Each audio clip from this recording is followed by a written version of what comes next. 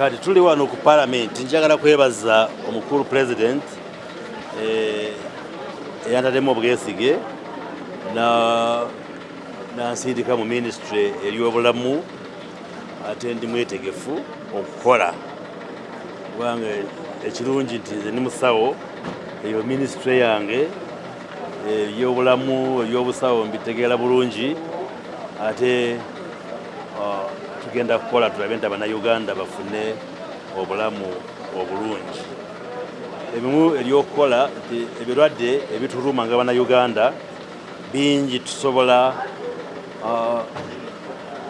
okubiziiza.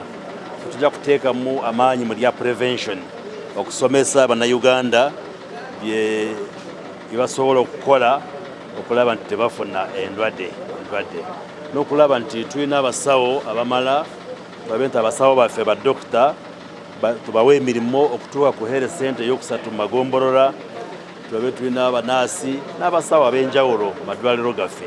N'eddagala waliwo ekizibu nti eddagala oluusi terimala, naye tujja kulaba nti tukole budget tugule eddagala erimala ate n'okulaba nti oba tulisindise mu madwaliro gaffe.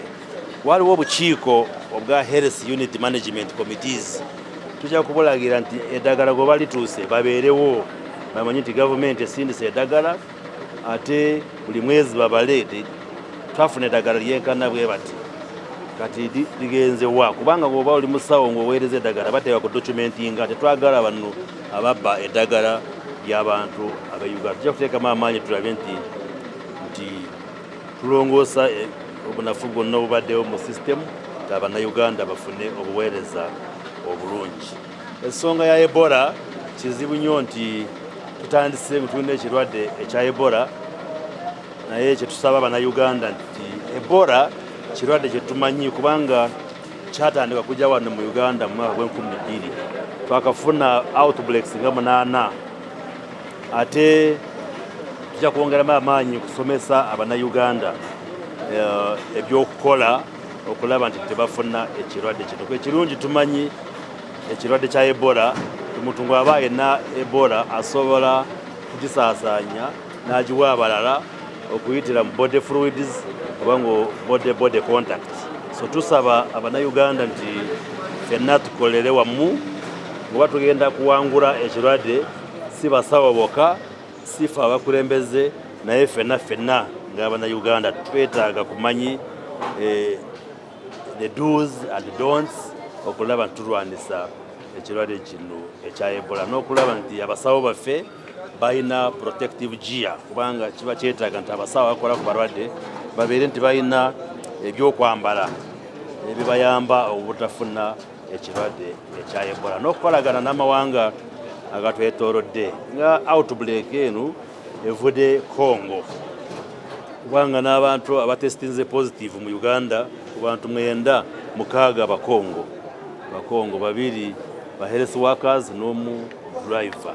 So tujja kukolagana ne gavumenti y'e Congo n'amawanga ageetoolodde Uganda ag'enjawulo okulaba nti effort ebeere regional kubanga osobola kukola kyonna kisoboka mu Uganda naye ng'oba abantu bava e Congo bayingira mu Uganda basobola kugireeta.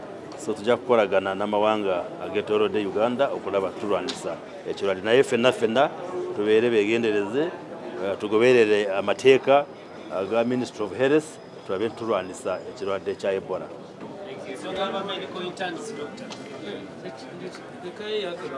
Ensonga y'aba internship kitegeeza nti omaze emisomo ku university naye kubanga profession y'obusawo ebe yeetaaga nti obeere omukugu mu kukola ku balwadde.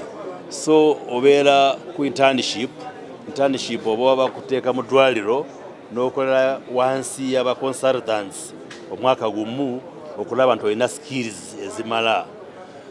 Kati tubadde tusasula ba intern doctors ne nurses ne pharmacists allowance, naye kati ekyo kyatandika tulina Makerere University yokka n'embalala, naye kati olwaleero tulina universities nyingi ate nyingi eziwerako ziri za private. Naye ensonga ekibuuzo kyabeera nti kati gavumenti enasasulani elekaani odasasula aba gavumenti oleke bonna bavudde mu private ani agenda kusasula ababadde mu private university nge KIU nge King's University nge waliwo universities ezo. So decision yaba nti katutwale internship nk'okusoma. Oba omaze emyaka 5 ng'osoma medicine oyongereko gw'omukaaga gwa internship, then formal employment ejja kutandika ng'omaze internship. Ye policy eyiseemu tujja kukitandika tugimplementing tulabe bwe enagenda. So tutuuka mu ministry tujja kulaba engero gwegenda kutandika. Tumanyi nti waliwo mixed reactions naye ensonga eri nti abasawo bangi ate abangi bava mu private universities ate awo government ebeera terina esente ez'okusasula abasawo abo kubanga si ba employees ba government.